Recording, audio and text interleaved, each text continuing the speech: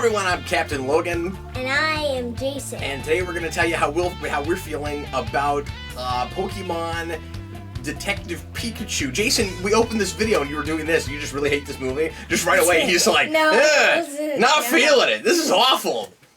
I put on my Pikachu thing because it's a Pokemon movie, but screw this movie, it's terrible. No, I just had to hold.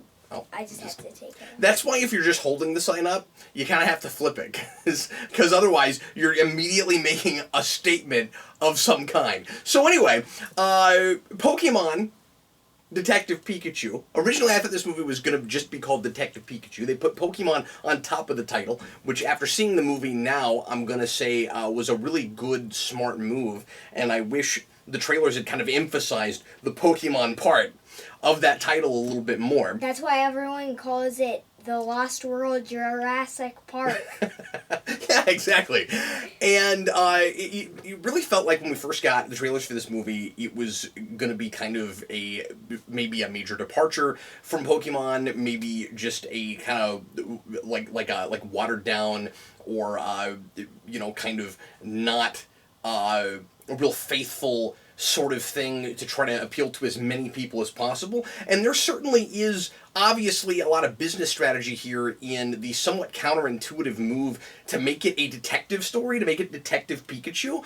But the big thing I was really surprised by right out the gate walking into this movie is that the people who made this movie freaking love Pokemon. Yeah, and the opening, I just lost it, because it is almost the exact same opening of... And let's not give too much away. Yeah. We want to make this a non-spoiler review, but it is related to the first animated Pokemon movie. It is.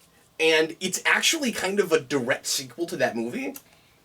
Yeah. From what I understand, because I know some basic plot stuff about that movie, but I've never actually watched it. Okay, so let me back up a little bit and say I'm not a Pokemon guy. What I know about Pokemon is what was around me when I was in junior high school, because I'm old enough that Pokemon is a little after my time, the massive popularity of it, slightly, and what my kids know about it, because Jayson and Freddie are both big Pokemon fans, as you can tell, and they watch the show a lot, and I have seen some stray episodes here and there. Freddie will not stop watching the Jigglypuff episode. Also the Jigglypuff episode. He watches it all the time. I mean, it's good, but you just get sick of it? Yeah. And so I was really pleasantly surprised that this felt as authentic to a Pokemon thing as it does with my little knowledge of Pokemon. So it's possible that mega fans will find things that make it not feel enough like a Pokemon thing to them, or feel like it's not cemented squarely in that world like it feels like to me. But Jayson, one of the big things I was impressed with is that it doesn't watch like adaptation. It doesn't watch like we tried to adapt Pokemon to live action to the big screen. It feels like another Pokemon story in the world of Pokemon that you know already, and it just happens to be live action. Yeah. Do you agree with that? Yeah. That's all it is. And I think that's really cool. There's not any prequel or origin-itis stuff in this movie. It just throws you right in the world of Pokemon. It's what I would like to see from the Sonic movie, and it doesn't look like we're going to get that, but this is exactly what people really wanted from the Super Mario Brothers movie in the early 90s. It's kind of the antithesis to that, where it's not just representing Pokemon stuff. It's a Pokemon movie. Yeah, everyone hated that movie and was wrong when they thought that it was going to be a good movie, because it's not. I'm going to go as far as to say that this is probably one of the best video game movies that's been made. I think it's probably in the top 5. Yeah. At the very least. I'm going to put Tomb Raider above it, because I still love the new Tomb Raider. I still love that movie. But I think this is certainly one of the better video game movies that we've had, and again, really authentic to the feel of Pokemon. These people love that world. I haven't really seen a lot of video game movies. Yeah, I guess you haven't, because a lot of them are kind of too violent and too adult. I think you've seen Mortal Kombat. Yes, I think you seen Mario? You seen Mortal Kombat? I've seen this. Yeah. Does Pokemon the movie count? Well, I suppose so. I guess I'm talking about like live action video game adaptations. But yeah, I was really surprised that this feels like a sequel to Pokemon material. And it makes a really good case, and I don't know if this is, I haven't read up on this, I don't know if this is where they're going, if they're hoping for more live action Pokemon movies. Usually a thing like this you're trying to franchise. And I'm sure they're hoping this will be popular and they can make more movies in this world, but it feels like not the beginning of a franchise with sequels, but the beginning of a shared universe. It feels like we told a detective story in the Pokemon universe, and now we could go tell some other kind of story, you know? Yeah. Like the Marvel movies do. Like maybe you could do a buddy cop movie in the Pokemon universe, or maybe you could do some kind of like a rom-com, like a romantic comedy in the Pokemon universe. You know, there's all kinds of, I guess, different stories that you could tell in that world. And I never thought of that for Pokemon, because I just think of Pokemon as like we go try to catch all the Pokemon and then we have them do battle. And those are the kinds of stories you tell, and it's kind of a fetch quest thing, you know, where you just go on looking for Pokemon all the time, and then occasionally you do battles. And this is kind of making a case for, if you're going to do a human-centered Pokemon thing, and I realize that, you know, the cartoon show does center around Ash, it centers around a kid, but like it doesn't have to always be a sports thing, I guess. And it sort of won me over on that, where it doesn't just have to feel like like a sports ball movie, like I always think about with Pokemon stuff. They told an actual detective story with some. There are 2 or 3 mysteries through this, and I think they're all pretty well concluded. Satisfactory. Like I was impressed it was an actual detective story. This is more of a detective thing than the Jessica Jones show is. So, I really liked the poster that he had in his room, that the Steelix poster versus some other Pokemon. I don't remember now, but I really like that poster, 'cause it looks like basketball tickets. Yeah, absolutely, and that's what it would be like. I think the reason, because Eric and I were both, and Eric didn't come see this with us. Eric and I were both really unsure of this movie from the trailer, and for Eric it was just didn't look like the Pokemon movie that he wanted. But again, I was afraid that it was gonna not really be a Pokemon thing, and I'm impressed that it manages to stray away from the battle aspect of it, and still and still have so much reverence for that material. And I think the reason it did that is because it doesn't want to look like it's condoning animal cruelty. I really think that's was maybe like even a studio mandate or something, where it was like, okay, we'll make a Pokemon movie, but we're gonna get lambasted at the box office from animal rights groups and other people who are gonna feel like we're condoning putting like having animals fight each other for spectacle, charging tickets to see that happen. And there's one scene where we do like an underground, like illegal version of it here. Like we come up with every excuse to put it on screen as we can without looking like we don't care about animals. And I think it finds that balance okay. I totally get why it might have been afraid of doing that. Moving forward, if we make more Pokemon movies, I don't know how you don't eventually end up having to make that movie, because that's what Pokemon fans really like, and that's one of the big things you do in Pokemon. So like it would be really weird if we had like a whole shared universe of Pokemon movies where we never do that movie. But but I liked the conceit of, it's not, this is a world where that doesn't happen. It's a conceit of there's a city that's been built where humans and Pokemon live together harmoniously, and they're trying to be more progressive about it, and they don't have Pokeballs, and they don't do all of that, and that ended up feeling like a really creative idea before it felt too much like the business strangling the story. There is a really good story here, and or at least there's a real solid story here. I'm not gonna say this is brilliant or anything, but I was impressed that it's an actual movie, and you know what it feels like? It feels like it's not just an excuse for fan service. It's not just an excuse to put Pokemon on screen that you know. And I know you really enjoyed that aspect of it. I really liked all the Pokemon that I knew. The only Pokemon that I didn't know were like 2 of them.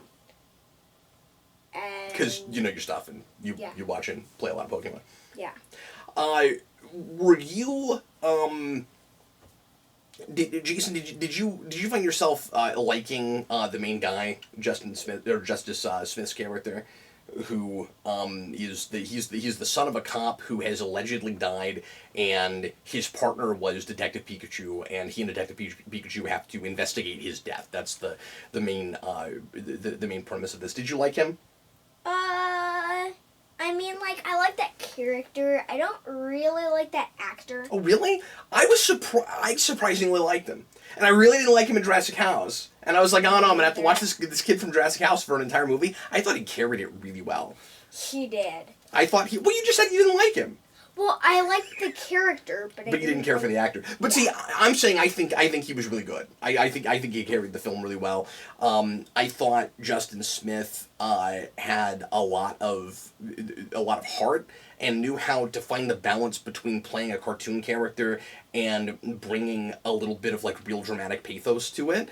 As silly as that might sound for this material, but it's a father-son story. It's a story about loss and regret for not spending enough time with a parent.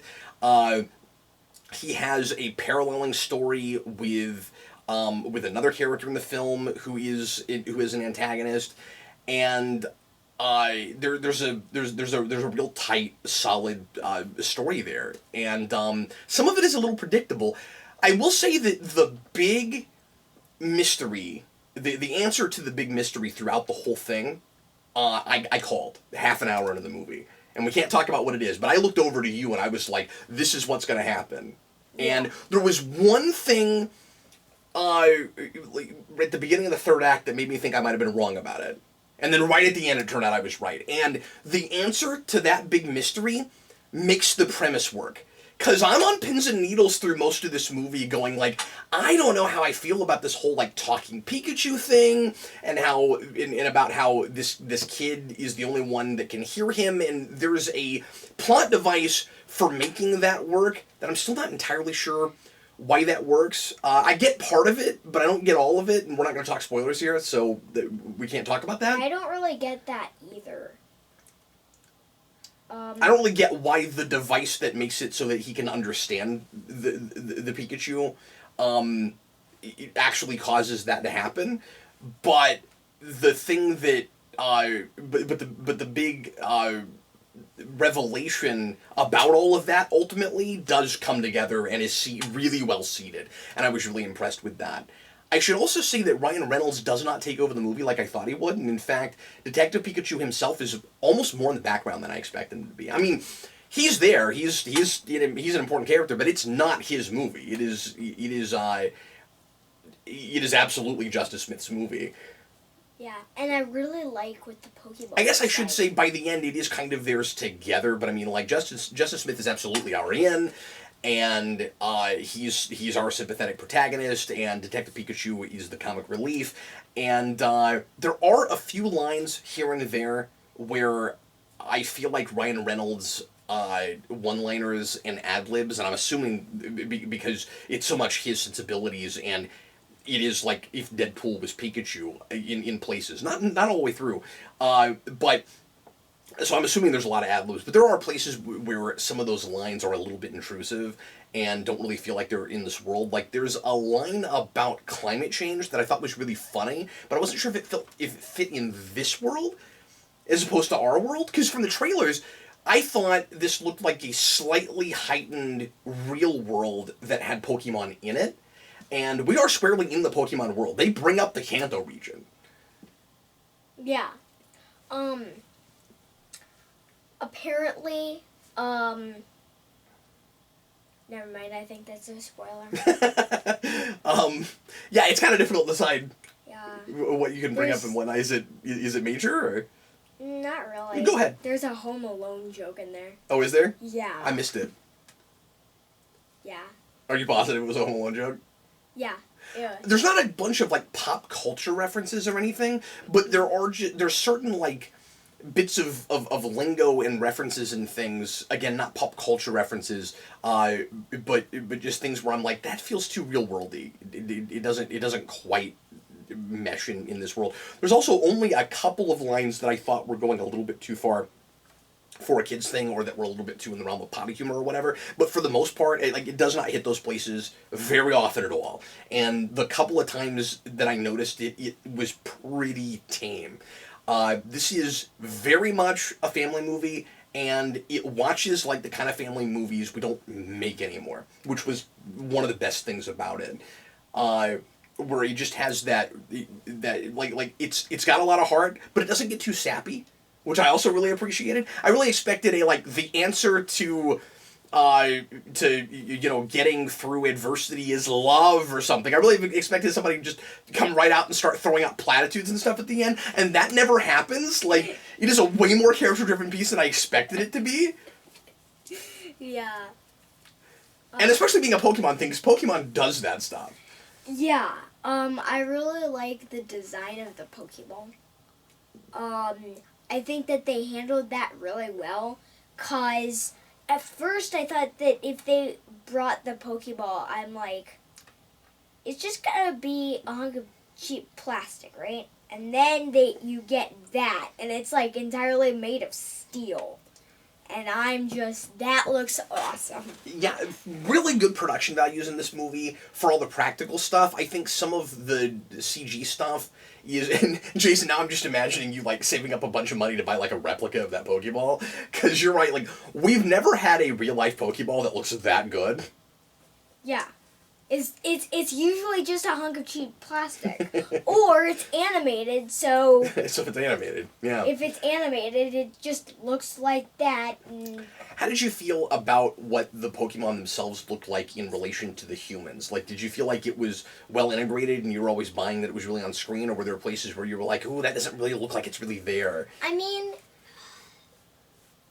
sometimes I feel like they're like too small compared to the humans, but I feel like not really, like... So you're not sure about CG. some of the scale, but... But that's it. I mean, like... But you bought those creatures as really being there with the humans? Because I thought that was pretty hit and miss. Yeah. One complaint I'm hearing is that there are places where the footage, even with the Pokemon, is a little bit grainy. And I think that's on purpose. And I actually kind of liked it. Because this is trying to look like a pseudo-noirish kind of thing, at least in places. Again, it does want to be a detective movie. And it likes old detective movies as much, I think, as it does Pokemon. And it felt like Who Framed Roger Rabbit in some ways. Yeah. You know, where it's like, well, and counterintuitive in the same way, where it's like, you're going to make a movie about cartoons with human beings and you're going to go to the detective place. I wonder if that's not part of why they decided to go to that game, where it's like, oh, there's this thing called Detective Pikachu and we could adapt that, and I don't know how much it actually adapts the story of that game. I don't know anything about that, and I'm assuming this movie has little or nothing to do with the actual game, but I don't know because I've not played it. But I wonder if that's part of why they did that, where it's like, well, it worked with Roger Rabbit. And it actually kind of works for this, surprisingly. I kind of wish that they went to Lavender Town. Yeah. Because that's like the spookiest place ever in Pokemon. Well, I think down the road we might get more of these movies, and there might be some world building. We might go to some places that you actually know from Pokemon stuff. Yeah. I think that could happen. I hope this movie performs okay, because Endgame is still is only a couple weeks in, and I think that's got to hurt it quite a bit. we didn't have a packed theater, but we saw it Thursday night, and sometimes people show up for Thursdays and sometimes they don't, and that doesn't tell you anything about what the weekend's going to be like necessarily. Yeah. So this isn't about the movie, but I got Detective Pikachu cards, and my complaint about that is They give those away as an extra when you go on to the preview showing. At the top, it's supposed to say what the like the Pokemon that that evolved Yep. into the into that Pokemon, and for Detective Pikachu, it doesn't do that, but like Pichu evolves into Pikachu. I don't get why they didn't put Pichu up there. I think it's again, we have to be careful not to spoil anything from the movie. I think it's because those cards are specifically about that movie, and Detective Pikachu is a separate entity from other Pikachus. He is a special thing. Yeah. Like, there is a really good, solid, concrete explanation as to why he's able to talk. Not just that he's able to talk to Justice Smith, but that he is a sentient, thinking, seems more human than other Pokemon. Because the Pokemon are largely played as animals like they are in the show, because it is just a Pokemon thing. So, Mewtwo can talk, and talks like people, because he's a genetic experiment. And that's not spoilers for this movie, because that's what Mewtwo is. But Mewtwo actually, the way he talks is he makes people well, he talks telepathically, right? But he is a self-aware being, right? Like, he thinks in complete sentences. Yeah. And there's a reason that Pikachu does that also. And it's not what I expected it to be, and I thought that was really cool. I also like that Pikachu in this is not played like he is in actual pop culture with Pokemon, like he's the most important, like, be-all, end-all thing. Like, Pikachu in this is just another Pokemon, and people think Pikachu's cute, but they don't. And I like that line, by the way, with the girl with the intern. There's kind of a love story with Justice Smith and her. And I think that's handled okay. But there's a line that she has toward the beginning. She's an intern working for a news outlet, and she says, and they're making her do, like, fluff pieces, like, just, I mean, it's kind of cool that just being an intern, and she looks really super young, like she's, like, 18 or 19. She's like, almost my favorite character. Did you like her? Yeah, I really liked her. Just being an intern, it's surprising that they're actually letting her write anything at all for the news, and she's writing, like a top 10 cutest Pokemon pieces and stuff like that, and she says, look, they're all cute, and I thought that was hilarious. I was really impressed with this, because my standards were very in the floor. I had really no expectations for this, and I was surprised that I enjoyed it as much as I did. Again, I don't think it's a brilliant movie. I don't think it's a great movie. I think some people will go to this and kind of forget it the next day. But it won me over pretty quickly, because it's, like I said, it's a real movie, and it's directed pretty well. I like a lot of the cinematography in this movie quite a bit. Like I said, I think some of the CG is hit and miss, but I like a lot of camera placement and lighting and just kind of the overall atmosphere of this. Me too. It was just they were really thoughtful about it. They tried to make a thing for people who like Pokemon, which was not what I expected, and I really appreciated that about it. I hate the guy with sunglasses. I hate him so much. He's like... One thing I appreciated about the performances in this, and I think there's a spectrum, not everybody is exactly doing this, but by and large, these are human beings playing cartoon characters, but in a piece that is sober enough to still kind of tell a dramatic story. So, like, it's self-aware about it. It's not just like a goofy, silly, like Batman and Robin level cartoon, but it's a cartoon like the animated series is a cartoon, and the performances are pretty heightened, particularly from the intern girl, who I think most gets what world she's in. She almost is too over the top compared to everybody else, but I don't think she needs to come down. I think they all need to come up to her. Yeah. And I still don't get like the whole Psyduck thing because I thought the You're so on about Psyduck. I thought the Psyduck always holds his head because he constantly has a headache, and they played in this like different things that give him headaches, and like he's not holding his head unless he has a headache, and if he's holding his head, you have to be worried that he's gonna have a psychic bomb. Yeah, Jigglypuff's awesome. Were there any Pokemon that you really liked that you were kind of sad didn't make it? Were there any Poliwhirls? Or Poliwag? No. What is it? What is it? I think it's Poliwhirl. I didn't see any of those. I've always liked that one. Me neither. What I think would make a whole other story, but I wish it was there, Executor. Yeah. Cause... But is that one that would have made sense to try to work into this? Probably. Oh, okay. All right.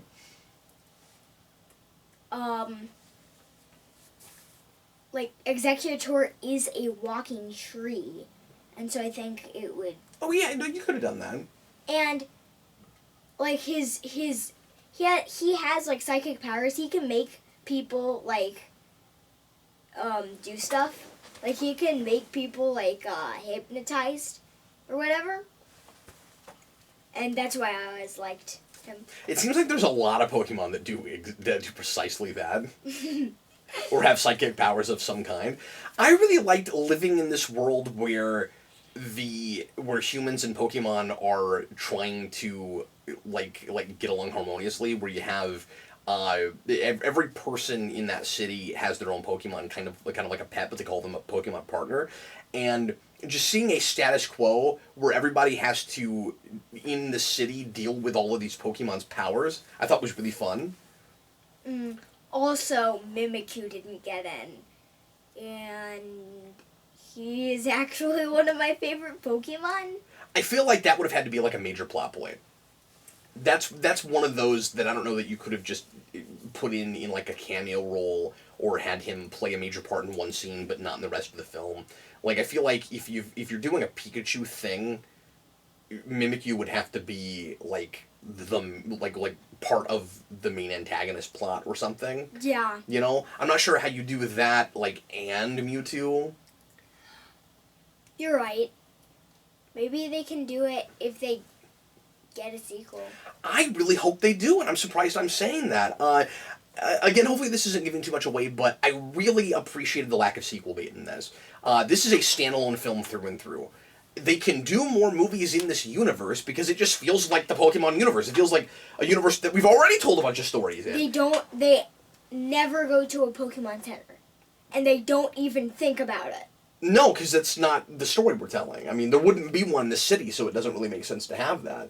But what I was going to say is, when you get to the end of this movie, it would be impossible to do a sequel to exactly this story.